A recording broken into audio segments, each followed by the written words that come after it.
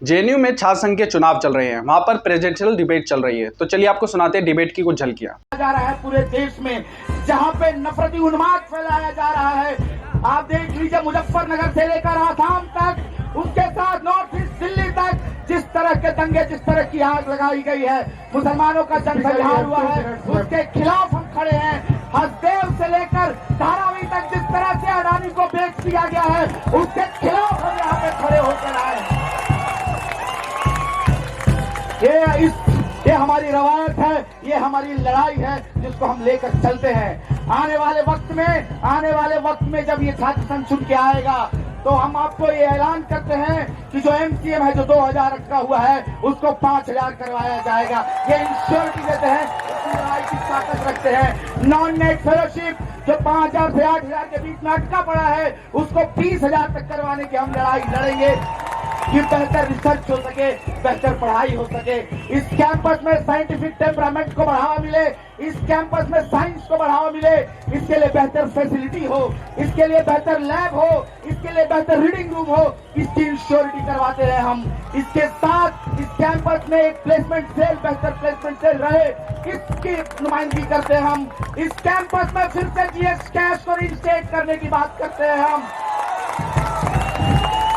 क्यूरोफोबिया और होमोफोबिया को बर्दाश्त नहीं किया जाएगा इस कैंपस में।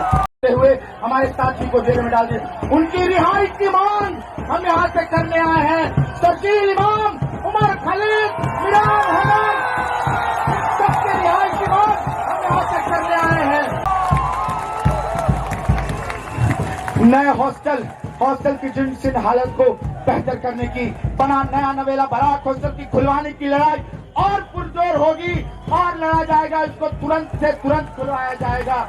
इसके साथ पानी की किल्लत जो है, उसके लिए लड़ाई लड़ी जाएगी। हेल्थ की सुविधा है जो एकदम नदारद है, उसके लिए लड़ाई यहाँ पे लड़ने की जरूरत है। यहाँ पे हम देखते हैं कि पीडब्ल्यूडी के छात्रों की एक्सेसिबिलिटी नहीं है, उसकी लड़ाई की जरूरत है। तो आने वाले 22 तारीख को एक संघर्षकारी यूनियन को चुनिएगा। आपसे कहना चाहते हैं, ये जेएनयू है और हम इस तरह के प्रगतिशील छात्र हैं जो हर समय लड़ने के लिए तैयार हैं। Speaker please wind up your speech, your time is over. अब तक आपने सुना लेफ्ट के उम्मीदवार कॉमरेड धनंजय को, अब सुनिए आप आरजेडी की उम्मीदवार आराधना यादव को। है और जब वो अपनी खून पसीने की कमाई का दाम मांगता है, तो ये सरकार उसके रास्ते में कीलें बिछाती है, उसे गोलियों से लूलुआन करती है। और एक गरीब किसान की बेटी होने के नाते मैं इस मंच से उन किसानों को अपना समर्थन पेश करती हूँ और उन संगीन नफरती चिंटुओं से कहना चाहती हूँ, जो सुबह 5 मिनट उठकर गमले में पानी देते हैं, जिन्होंने कभी खेती नहीं की, वो हम खेतीहर समाज को सिखाते हैं कि कौन असली किसान है और कौन नकली किसान है। अरे जिनकी 7 पुश्तों ने हल की मूठ नहीं पकड़ी, वो क्या हमें बताएंगे कि कौन असली किसान है और कौन नकली किसान है। दोस्तों, आज मणिपुर के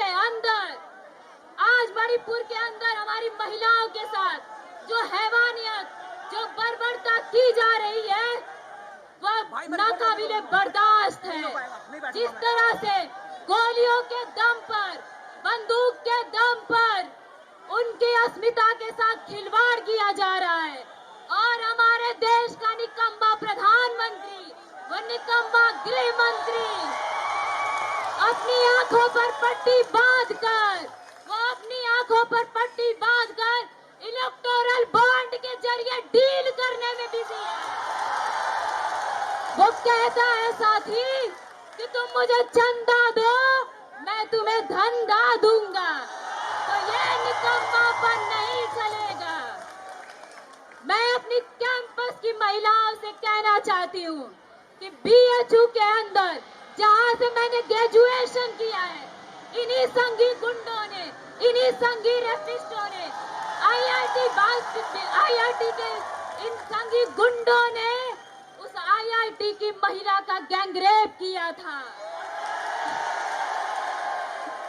और इस तरह यही संघी गुंडे हैं जो हम महिलाओं के साथ जघन्य आपराधिक मामले करते हैं साथी। और मुझे आशंका है, इस मंच के सामने मैं अपनी आशंका पेश करती हूँ कि अगर एबीवीपी को इस कैंपस से नहीं खदेड़ा गया तो वो दिन दूर नहीं कि वो बीएचयू की घटना इस जेएनयू में भी घट सकती है। साथियों, इस कैंपस में संघ का एक बगल बच्चा संगठन है जो कहता है कि हम खून से तिलक करेंगे और गोलियों से आरती।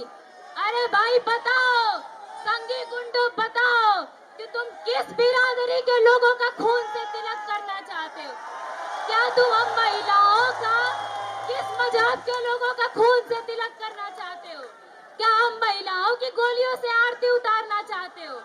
क्योंकि हम महिलाओं की बेखौफ आजादी, हमारा बेखौफ घूमना, हमारा बेखौफ चलना और बेखौफ इनके सामने आकर राजनीति करना इनके पेट से पचता नहीं है साथी, क्योंकि ये सामंती लोग हैं।